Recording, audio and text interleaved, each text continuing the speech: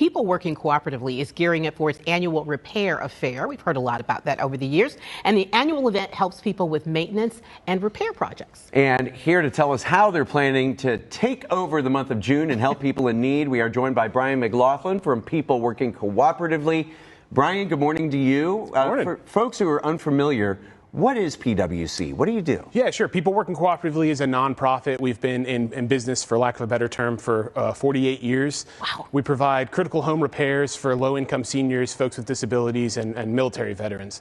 Those repairs could look like anything from fixing a leaky pipe to replacing or repairing somebody's roof. We do all kinds of work like that. We also provide weatherization services, which helps people reduce their utility usage and save money on their utility bills. And then the last thing that we do is a modifications program, which really is aimed at helping people age in place safely, keep them in their homes where they're able to afford to stay, where they want to be, where they'll be happiest. And then I guess the last thing really that ties it all together is the volunteers that we have that help us support all of those programs. Yeah. Such important work. You know, and this month you're going to have your annual repair affair. Yeah.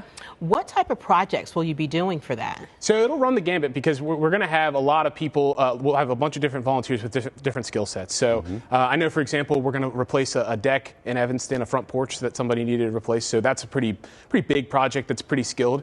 But we'll also do some smaller things. We'll be doing a lot of painting and yard work and smaller maintenance projects that people either just physically can't keep up with, aren't able-bodied enough to anymore. So it's a great event because no matter what your skill set might be, there's a way to plug you in and help a neighbor in need. I know some of the stories I've heard over the years are just incredible. One in particular about an elderly woman, like you said, to help her age in place. She wasn't even able to go on her own porch because of the nails sticking out. Yep. When it comes to these volunteers, Brian, in the work they do, if somebody wants to help out, do they need a particular skill set? No, not really. I mean, because ultimately what I've learned over the years is that if you have a couple of people who really know what they're doing and then some people who are just well-intentioned that will take direction, you can get a lot done.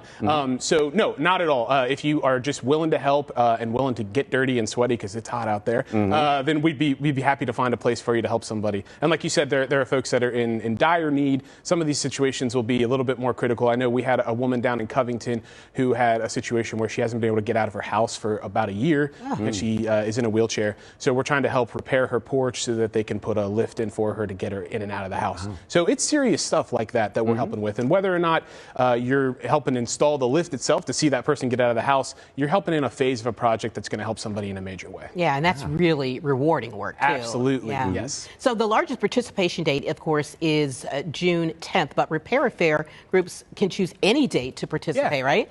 Yeah, so that's one of the great adaptations of COVID is that we opened it up. We tried to make it flexible so people could make it work with their schedules. We actually did, there was a group that painted a deck in Forest Park last week, actually. So we were even doing some of this in May. But yeah, the big day will be next Saturday, June 10th. We're going to have a cookout afterward at PWC, which is 4612 Paddock Road. We're right off of the Norwood Lateral. From about 11 to 2, we'll be grilling out, and there'll be the Little Roses Pizza truck will be there. So that's where we'll have the big gathering. But we are offering the opportunity for people throughout the month of June. So if you go to our website, pwchomerepairs.org, and look for the volunteer tab, you can find more information on Repair Affair, and you'll find my contact information. Reach out to me if you're interested in volunteering. Oh, there you go. Awesome. And again, I mean, a lot can be done when people work cooperatively, Absolutely. no doubt.